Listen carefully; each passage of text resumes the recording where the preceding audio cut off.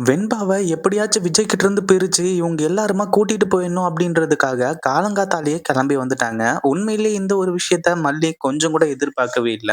அதாவது இந்த சுடர் இருந்துட்டு விஜய அடையறதுக்காக நினைச்சுக்கிட்டு இருக்கா அப்படின்றதையும் தாண்டி, இப்போ அடுத்ததா வந்து வெண்பாவ கூட்டிட்டு போயிட்டு இந்த மாரி வேலை எல்லாத்தையுமே செய்யறதுக்கு தயாரா இருந்துட்டு இருக்கா அப்படின்ற ஒரு விஷயம், உண்மையிலேயே மல்லிக்கு ஒரு மிகப்பெரிய கோவம், மிகப்பெரிய ஒரு ஆத்திரத்த ஏற்படுத்துது. இந்த ஒரு விஷயத்தெல்லாம் கொஞ்சம் கூட எதிர்பார்த்திருக்கவே மாட்டாங்க அப்படின்னு தான் சொல்லணும். அதே மாதிரி இப்ப என்ன ஆச்சு அப்படின்னு பார்த்தீங்கன்னா, கொஞ்சம் கொஞ்சமா வந்து அடுத்தடுத்த விஷயங்கள்லாம் நடக்க ஆரம்பிச்சுருச்சு. அதாவது இந்த சுடர் இருந்துட்டு அவ பாட்டுக்கு பயங்கரமான ட்ராமா எல்லாத்தையுமே போட்டுக்கிட்டு இருக்கா. ஏன்னா இந்த இடத்துல இந்த ராஜேஸ்வரி பண்ண சம்பவம் அந்த மாரி. ராஜேஸ்வரி இப்படி பண்ணுவாங்க அப்படின்னு கொஞ்சம் கூட எதிர்பார்க்கவே இல்ல.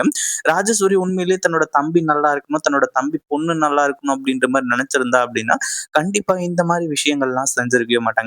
அந்த அளவுக்கு கேவலமான விஷயங்கள் எல்லாத்தையுமே இந்த இடத்துல செய்ய ஆரம்பிச்சுட்டாங்க. அப்படி என்ன ஆச்சு அப்படின்னா, இந்த சுடருக்கு ஃபோன் பண்ணி, "நீ எல்லாம் வந்து உண்மையிலேயே ரேணுகா தானா?" அப்படி இப்படின்ற மாரி வந்து கேட்டு, ஒரு சில சங்கடமான சம்பவங்கள் எல்லாத்தையுமே செய்ய ஆரம்பிச்சுட்டாங்க. இப்போ காலங்காத்தால வந்து விஜய் கிட்ட பயங்கரமா தகராறு பண்ணிட்டு இருந்துட்டு இருக்காங்க. நம்ம மல்லி இருந்துட்டு இப்போ அந்த கோவிலுக்கு வந்து போயி, ஒரு சில பரிகார பூஜை எல்லாத்தையுமே பண்ணிக்கிட்டு இருக்காங்க. அதாவது இந்த கல்யாணம் தடுத்து நின்னுடுச்சு அப்படின்னா, கண்டிப்பா அடுத்தடுத்து வந்து நான் இந்த கோவிலுக்கு வந்து உடனடியா நான் வந்து அ அதாவது இந்த பரிகாரத்த வந்து செய்றேன். அதாவது அடி பிரதட்சணை பண்றேன், அங்க பிரதட்சணை பண்றேன் அப்படின்ற மாரி மல்லி வந்து காலங்காத்தாலே கிளம்பி போயிட்டாங்க. அப்படி இருக்கும்போது மல்லி இல்லாத நேரமா பார்த்து வந்து நம்ம விஜய வந்து கொஞ்சம் கொஞ்சமா விஜயோட மனச மாத்தி கடைசியில வெண்பாவ இப்படி கூட்டிட்டு போறதுக்கு தயாராகுவாங்க அப்படின்னு கொஞ்சம் கூட எதிர்பார்க்கவே இல்ல. அதாவது மல்லி கோவில்ல இருந்து வந்து பார்க்கும்போது, இந்த சுடர் இருந்துட்டு வெண்பாவ தூக்கிட்டு இங்கிருந்து கிளம்பிட்டு இருக்காங்க. அந்த ஒரு நேரத்துல விஜய் பயங்கரமா கதறி அழுதுட்டு இருக்காரு. இந்த மாரி ஒரு சம்பவத்த பார்த்தா கண்டிப்பா மல்லியோட ரத்தம் கொதிச்சு, செம்ம கோவப்பட்டு வெண்பாவ விஜய் கிட்ட வாங்கி தர்றதுக்காக தான் பார்ப்பாங்க. அதுல எந்த ஒரு சந்தேகமும் கிடையாது. அப்படிப்பட்ட விஷயங்கள் தான் இப்ப நடந்துட்டு இருக்கு. உண்மையிலேயே இந்த சுடர் வந்து அப்படியே வெடவெடத்து போக ஆரம்பிச்சாரு. ஏன்னா நம்ம மல்லி செய்ற காரியம் அந்த மாரி. மல்லிக்கு ஏற்கனவே பயங்கரமான கோவம் எல்லாமே இருந்துட்டு இருக்கு. உண்மையிலேயே இந்த ஒரு விஷயத்த யாருமே எதிர்பார்த்திருக்கவே மாட்டாங்க. அந்த அளவுக்கு வந்து மல்லி இருந்துட்டு சிறப்பான சம்பவத்தையே செய்றாங்க. ஆனா கடைசியில மல்லிக்கே சிறப்பான சம்பவத்த செஞ்சு விடுவாங்க அப்படின்னு கொஞ்சம் கூட யாருமே எதிர்பார்த்திருக்கவே மாட்டாங்க. அப்படி என்ன ஆச்சு அப்படின்னு பார்த்தீங்கன்னா, ஒரு பக்கம் இந்த சுடர் இருந்துட்டு, நீங்க அதாவது வெண்பா என் கூட தான் இருக்கணும். வெண்பாவோட இத்தன நாளாச்சு கூட பிரச்சனை கிடையாது. வெண்பாவ பத்தி நான் அந்த அளவுக்கு யோசிச்சது கிடையாது. வெண்பா என்னோட பொண்ணு, என்னோட பொண்ணுன்னு சொல்லிட்டு எல்லாருமே சொன்னாலுமே கூட, அந்த ஒரு விஷயத்த என்னால மனசார ஏத்துக்க முடியாம இருந்துகிட்டு இருந்துச்சு. ஆனா இப்போ எனக்கு ஓரளவுக்கு எல்லாமே தெளிவாக ஆரம்பிச்சுருச்சு. அதுவும் இல்லாம வெண்பாவ நான் 10 மாசம் சுமந்து பெத்தெடுத்திருக்கேன். அப்படி இப்படின்ற மாரி வந்து சொல்லி, இந்த சுடர் வந்துட்டு அளந்து விட ஆரம்பிச்சுர்றான். அதே மாதிரி இப்போ நம்ம விஜய் இருந்துட்டு, என்ன நடந்தாலும் சரி, கண்டிப்பா வந்து என் வெண்பாவ நான் விட்டுக் குடுக்க மாட்டேன். எப்பவும் வெண்பா என் கூட தான் இருப்பா. நீங்க வேணா இந்த சுடர அதாவது ரேணுகாவ இங்க விட்டுட்டு போங்க அப்படின்னு சொல்லிட்டு இந்த கதிரேசன் கிட்ட சொல்லிட்டு இருக்காங்க.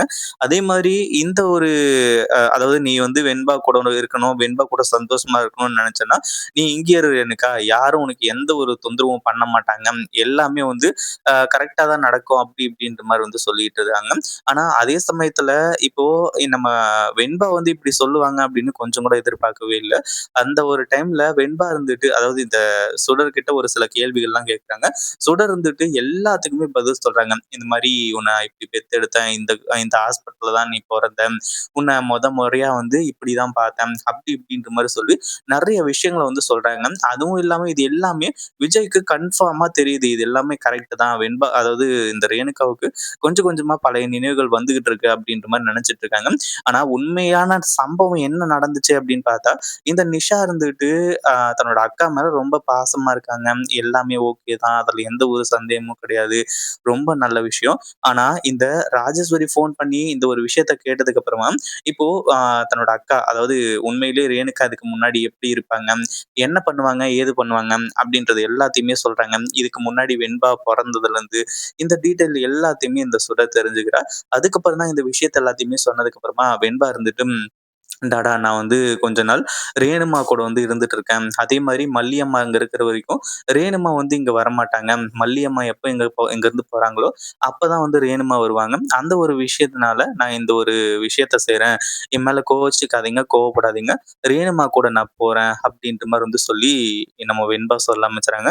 உண்மையிலேயே இது ரொம்ப பெரிய ஒரு விஷயம். ஏன்னா, நேத்து நைட்டு தான் வந்து வெண்பா இருந்துட்டு, எனக்கு மல்லி அம்மாவும் நீங்களும் மட்டும் போதும் டாடா அப்படின்ற மாரி சொன்னாங்க. அப்படி இருக்கும்போது, இப்ப அதுக்குள்ள வந்து வெண்பாவோட மனசுக்கு என்னாச்சு? வெண்பா எதுக்காக இப்படி சொல்லணும்? அப்படின்ற ஒரு அதிர்ச்சியான விஷயம் இருந்துட்டு இருக்கு. அவ்வளோதான் விஜய். இதுக்கப்புறம் நாங்க சொல்றதுக்கு எதுவுமே இல்ல. ஏன்னா வெண்பாவோட முடிவே வந்து கடைசியா இருக்கட்டும். வெண்பா வந்து ஆ ரேணுகா கூட இருக்கணும்னு நெனைச்சிட்டு இருக்கிறதுனால, வெண்பா அங்க தான் இருந்தாகணும். எந்த ஒரு பிரச்சனையும் இல்ல. நீ இதுக்கப்புறம் பிரச்சனை பண்ண மாட்டேன்னு நெனைக்கிறேன். ஏன்னா இது கோர்ட்டு, கேஸ்ன்னு போனாலுமே கூட வெண்பாவுக்கு அதாவது ரேணுகாவுக்கு சாதகமா தான் இது எல்லாமே அமையும்னு உனக்கு நல்லாவே தெரியும். அதனால இத நீ அமைதியா விடுறதே நல்லது. அதே மாரி என் பொண்ணையும், என் பேத்தியையும் நீ எப்ப கூப்பிட்டுக்கணும்னு நெனைக்கிறியோ கூப்பிட்டுக்கோ. பிரச்சனை கிடையாது.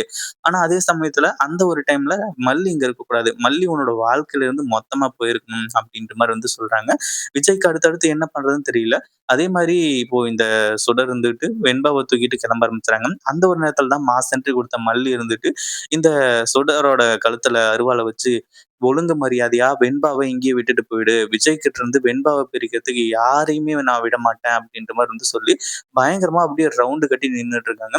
ஆனா அதுக்கப்புறம் நடக்க போற சம்பவங்கள்லாம் சிறப்பா இருக்க போகுது அப்படின்னே சொல்லலாம். அப்படி என்ன ஆச்சு அப்படின்னு பார்த்தா, இந்த அ வெண்பா இருந்துட்டு, "மல்லியம்மா இது எனக்கு ரேணுமா தான் முக்கியம். இப்போ எனக்கு கொஞ்சம் கொஞ்சமா ரேணுமா மேல பாசம் வர ஆரம்பிச்சிருச்சு. அதே மாரி அவங்க தான் என்ன பெத்த அம்மா. நான் அவங்க கூட தான் இருப்பேன்." அப்படின்ற மாரி சொல்லிட்டு வெண்பா வந்து சொல்றாங்க.